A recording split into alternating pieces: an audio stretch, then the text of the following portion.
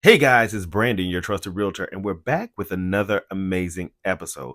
Fall is right around the corner, and one of the great benefits of living in Washington, D.C. is the host of different opportunities, programs, and the history that is right here in the city. Now, today, what we will be doing is getting you prepared to purchase a home if you are using the Home Purchase Assistance Program, commonly known as HPAP. Now, this program typically renews every year at the start of the budget cycle for Washington, D.C., which is October 1st. Now, considering that we are right on the heels of October 1st and the renewal of the funds for that program, I thought it would be super important that we begin to have a discussion to get you ready to purchase a home. Now, what's important to know as you get ready to purchase a home in Washington, D.C. using the HPAP program is that bit of illusion that exists around the program, and you'll understand more about that illusion that exists. We'll spend some time talking about the total number of people who actually use the program from October 1st, 2023 to August of 2024. We'll talk about the amount that's been allocated for the program, and we'll do some quick math around the recommendations I particularly have about how this program can help even more people. So make sure you watch the entirety of this video. Let's get started. Now, the key things that you need to know if you're going to use HPAP, let's cover those three. The first is that it's competitive. When you're searching for a home in DC, it goes without saying that price is really or cash is king. And by that, I mean it's the ability to purchase at the average home price. We see that in DC consistently, we've stayed at about a median home price of 600,000 to about $650,000 respectively, and depending on the data source that you use. This is more than half of what the national average is, which is close to $328,000 for a home. So when we begin to consider and reconcile that this is a high cost region, it's important to make sure that when you're searching using any type of program or assistance, you search with urgency because your pool of competition includes individuals that are both using the program and individuals that are not using the program. Now, you also remember that you are searching in today's market. Today's market is unfortunately not yesterday's market, which means that the number of homes that are available from the standpoint of inventory will vastly differ. It's important that you are open to what you are able to purchase in the environment that you're in. Also, consider going through the buyer cycle early. The buyer cycle is this process that every person purchasing a home has to go through. It's that realization that everything on your wish list, everything you saw on HGTV, everything you saw on the Discovery Channel, everything that's in your parents' previous home or your grandparents' home, that's on that list of things that you want as a first-time home buyer are not going to be all the things that you're going to get. In fact, I often see that home buyers, first-time home buyers, typically get about 80% of the things on their wish list. It's important when you are in a competitive environment that you're able to reconcile those needs, wants, and desires quickly and figure out what it is that's in the best interest of you in this process for the goal you're trying to achieve. We always want to front load your goal and your objective, which is purchasing a home. How do we do that with the inventory that's available in the market that we're in? The second thing that you should know when going through the process of using the HPAP is know the process.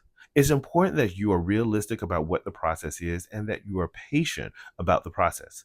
Now, one of the tenets of HPAP is that you have to use a CBO, which is a community benefit organization, and this particular and each CBO, in my experience, is different. They have slightly different organizational structures. They have different levels of communication, both internally with their clients and externally with the real estate professional that's assisting them. They have different levels of expectations around documentation and timeliness. And so all of these things are important to be patient and to understand that it is a strategic partnership. It's also important to make sure that you're working with someone, a real estate agent who has navigated this process before. And you'll understand the reason why that's important as we begin to talk about the number of loans that are done in a year. It's important that you have your notice of eligibility. Your notice of eligibility is the key to start all and open up all of the doors for the real estate process for you as someone using this program.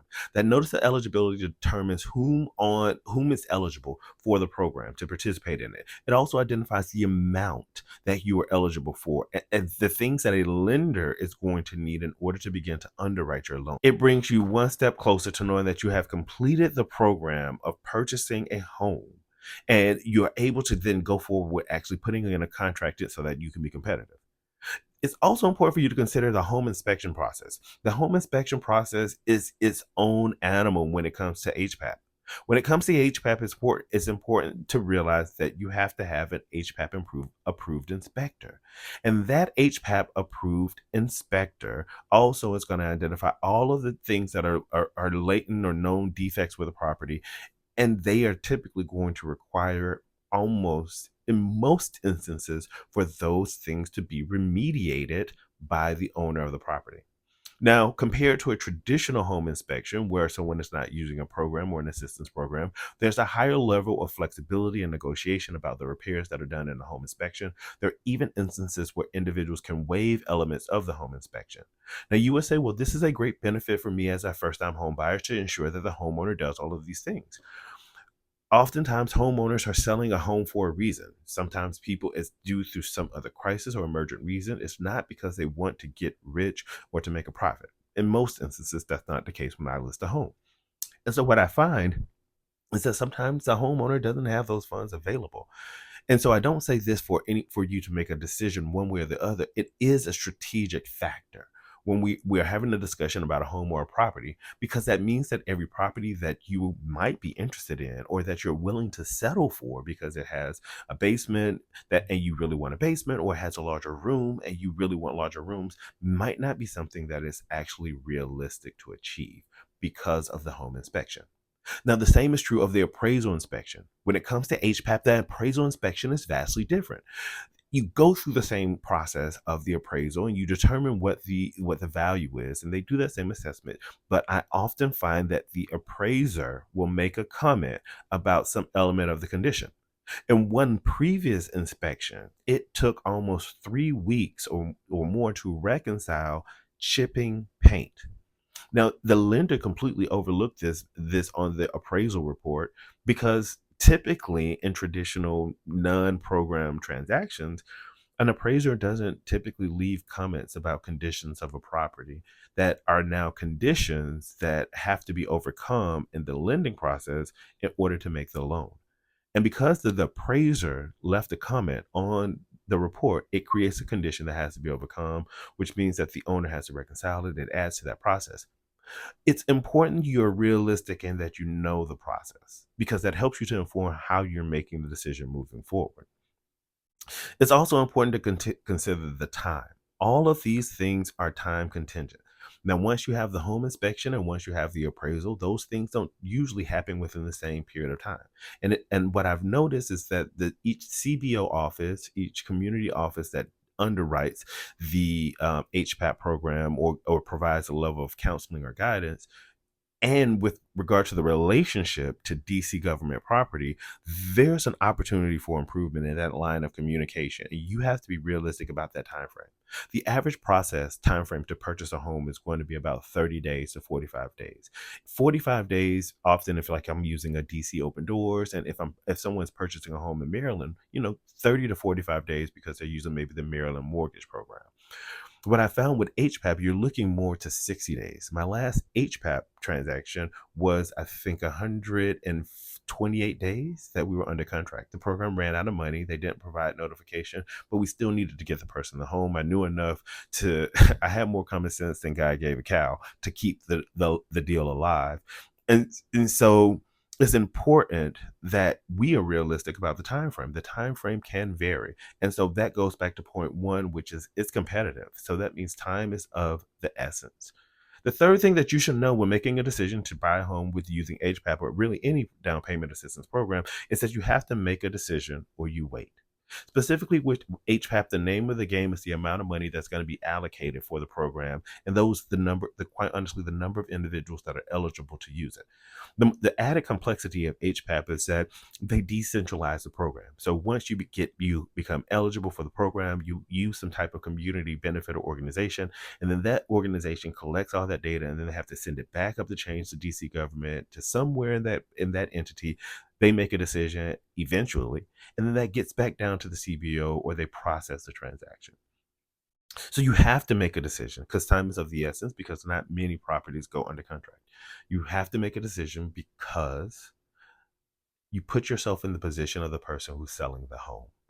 And if they have to make a decision between selling the home to someone, and because they've had a death in the family and they have to sell the home, and they have to wait 60 days or 90 days for the transaction to transpire, or they can do something in 30 days.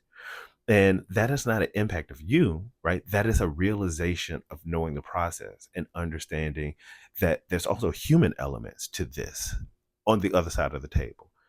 It's important to also take into consideration that in 2025, or let's take a step back. It's also important to take into consideration that HPAP has traditionally, since the program has been inception, run out of money.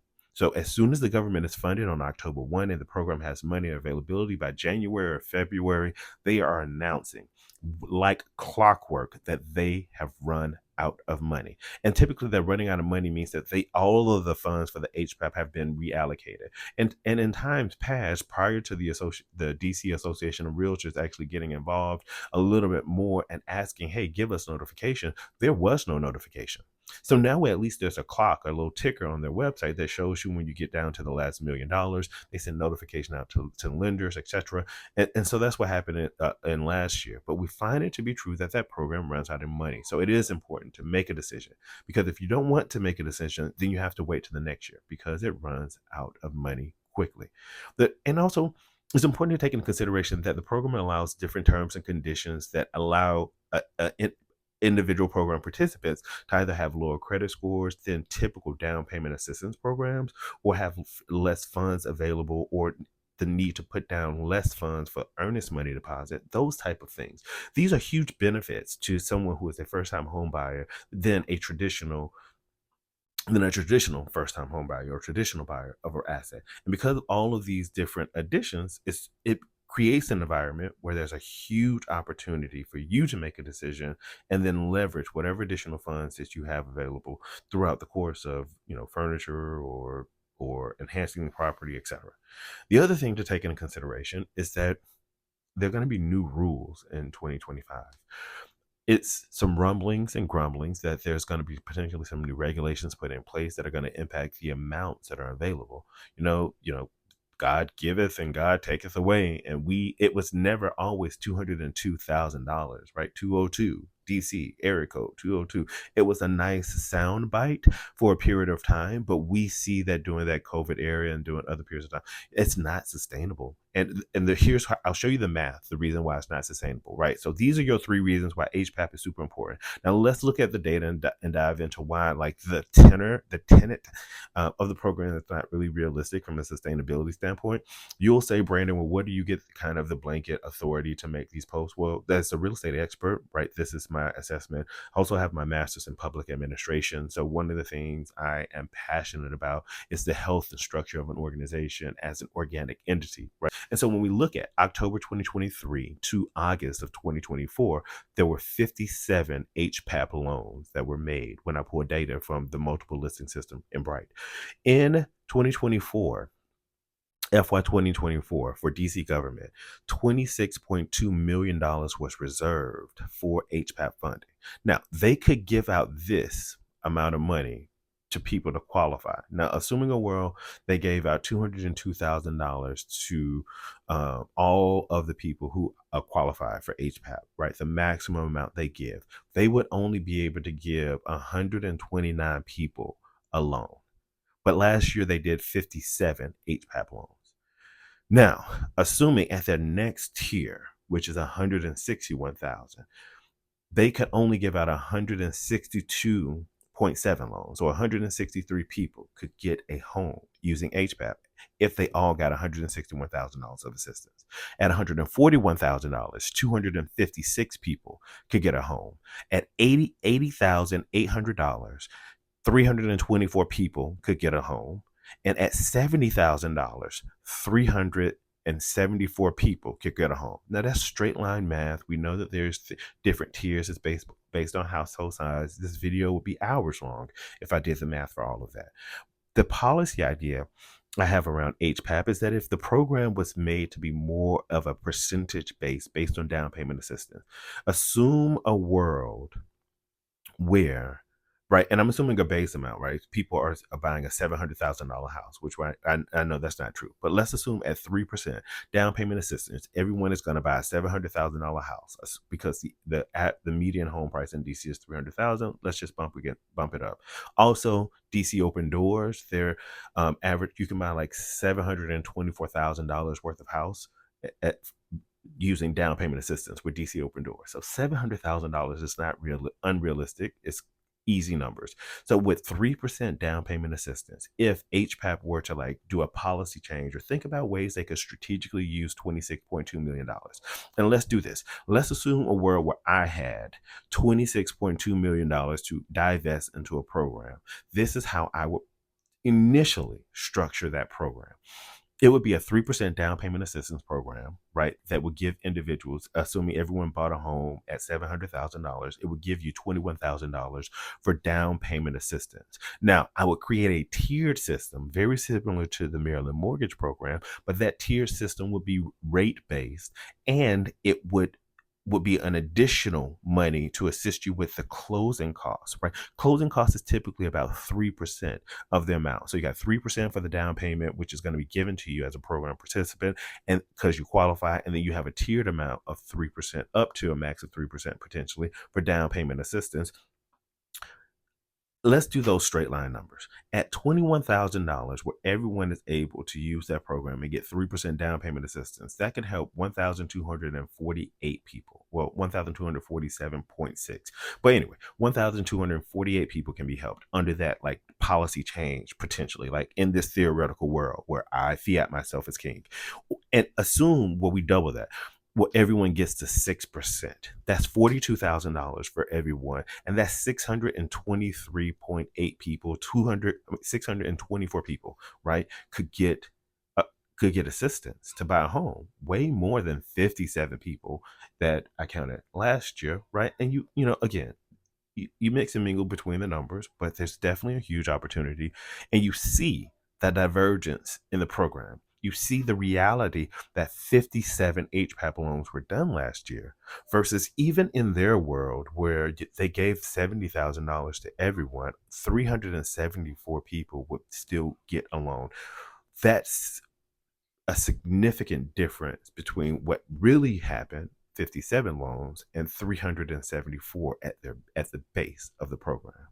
Now, what my world would also do is we would still be able to help exponentially more people, because what I find is that sometimes individuals who are going to use HPAP also use other programs like some type of Section 8 program or assistance.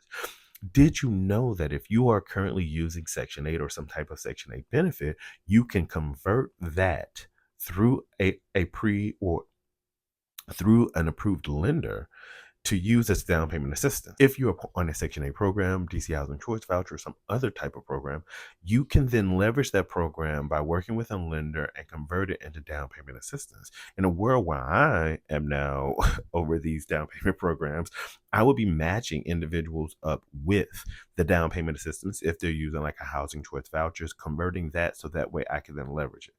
There's a host of programs and opportunities that are available in Washington, D.C. And kind of what I talked to you just now is also a strategy of stacking programs in order to maximize what you are eligible for. So hopefully this has been helpful to you as you navigate the world of down payment assistance, specifically HPAP in Washington, D.C. My name is Brandon Scott. I'm your trusted realtor. And make sure you stay tuned and in tune for the latest and greatest in Washington, D.C. Take care.